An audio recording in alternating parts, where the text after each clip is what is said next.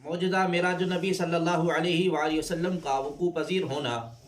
تاریخ ارتقاء نسل انسانی کا ایک ایسا باب ہے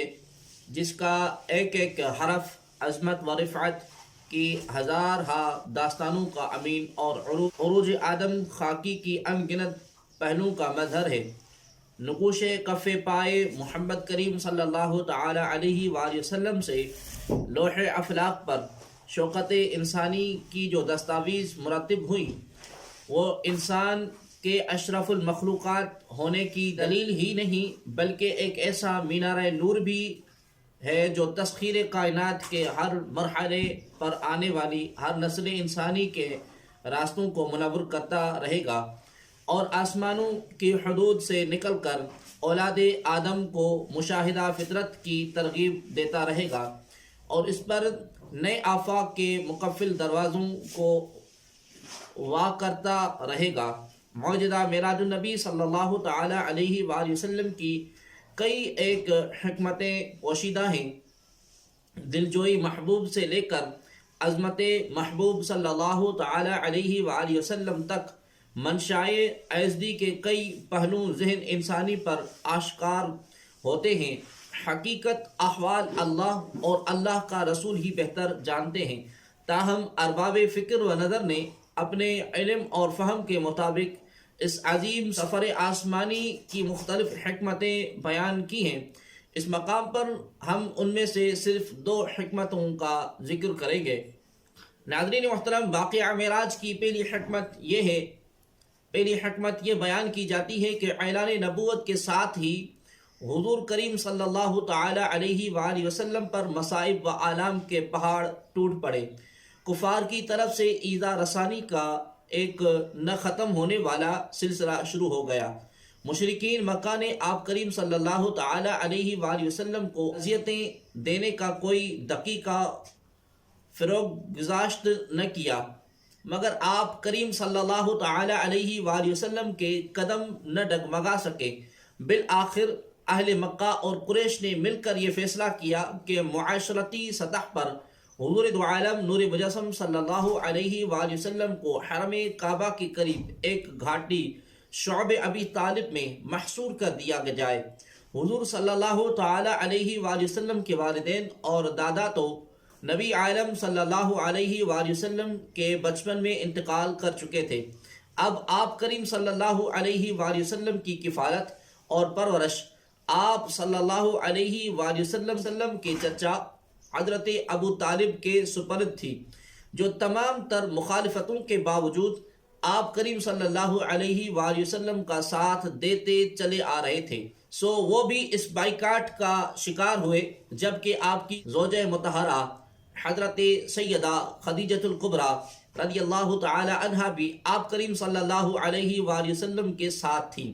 اس طرح نبوت کے 7ویں سال سے 10ویں سال تک کبھی بھوکے رہ کر اور کبھی سوکھے پتے کھا کر گزارا کیا۔ آخرکار کفار نامراد ہوئے اور یہ بائیکاٹ ختم ہوا۔ اسی سال حضرت ابو طالب اور ام المؤمنین حضرت سیدہ خدیجہ الکبریٰ رضی اللہ تعالی عنہا کا وصال ہو گیا۔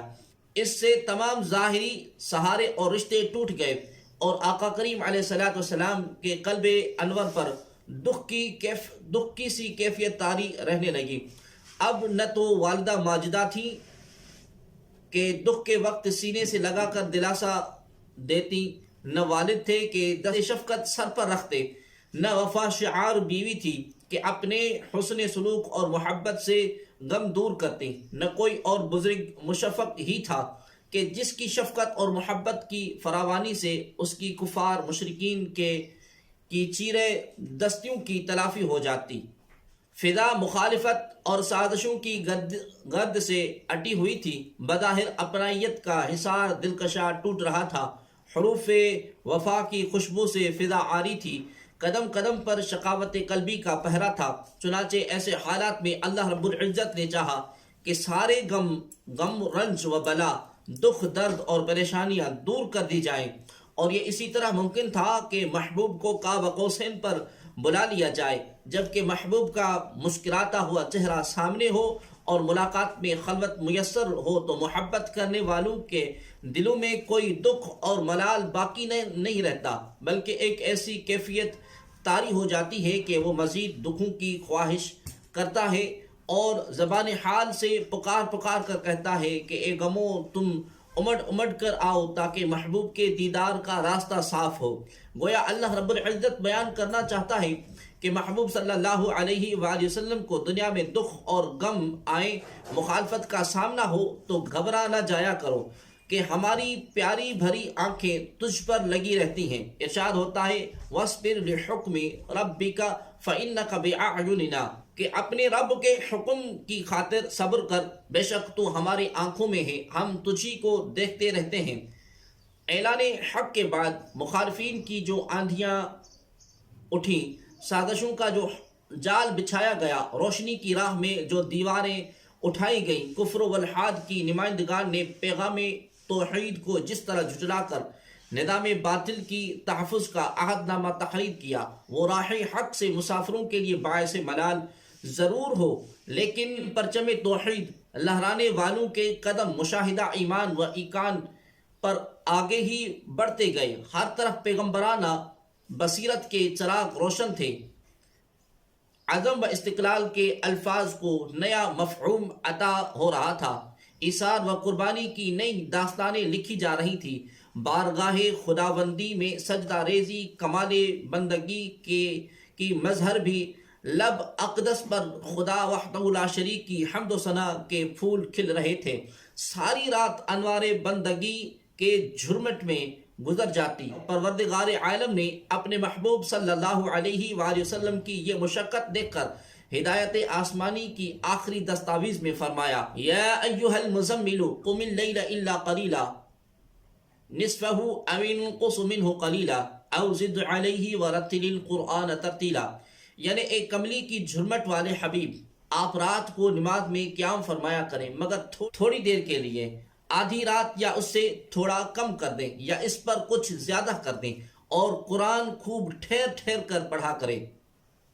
اب حضور رحمت عالم صلی اللہ تعالی علیہ وآلہ وسلم نے راتوں کو جاگنا تو کم کر دیا، لیکن امت کی فکر کچھ اس طرح دامنگیر ہوئی کہ سوتے میں بھی امت کا غم لیے رہتے۔ اس پر اللہ رب العالمین نے جبریل امین کو آپ صلی اللہ علیہ وآلہ وسلم کی خدمت میں بھیجا کہ میرا مقصد تو محبوب صلی اللہ علیہ وآلہ وسلم کی طبیعت کا بوجھ ہلکا کرنا تھا، مگر ایسا ابھی تک نہیں ہوا، لہذا تو میرے محبوب کو اس کی امت کی بخشش کا مزدہ جان فرا سنا دے۔ انا فتحنا لک فتحا مبینا لیغفر لک اللہ ما تقدم من ذنبک وما تأخر، بے شک ہم نے تمہیں کھلی فتح دے دی تاکہ اللہ تبارک و تعالی تمہارے سبب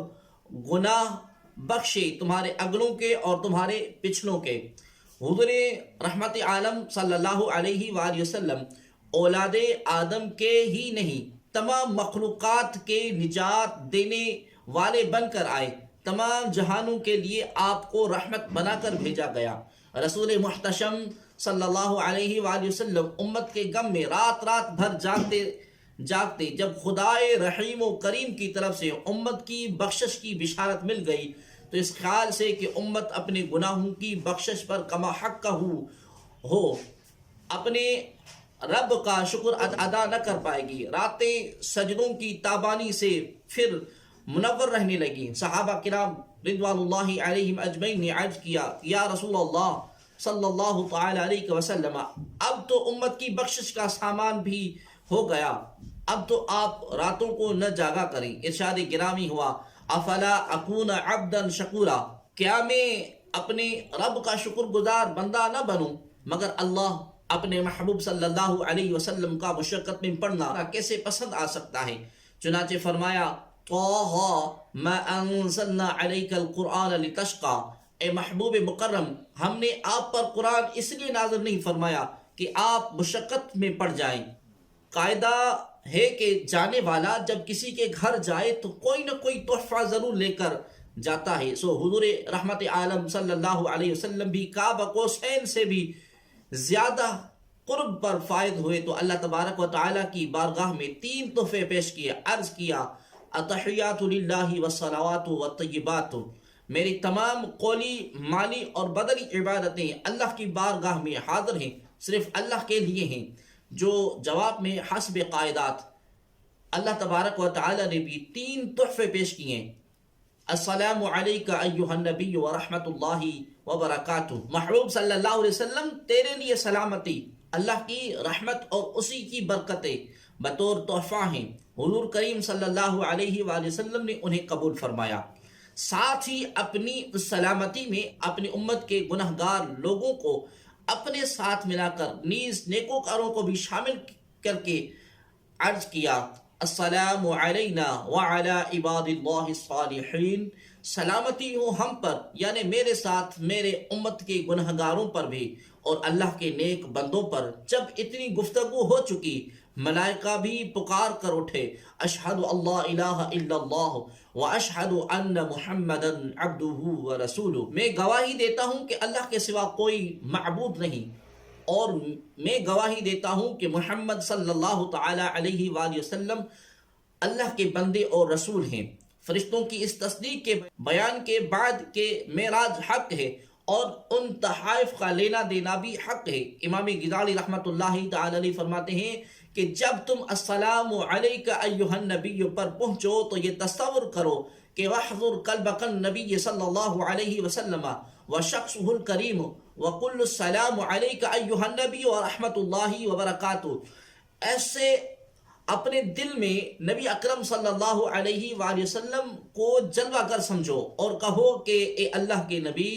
آپ پر سلامتی اور اللہ کی رحمتیں ہوں اور اس کی برکتیں ہوں۔ حوالہ احیاء العلوم جلد نمبر 1 صفحہ نمبر 169۔ جب اللہ تبارک و تعالی نے یہ دیکھا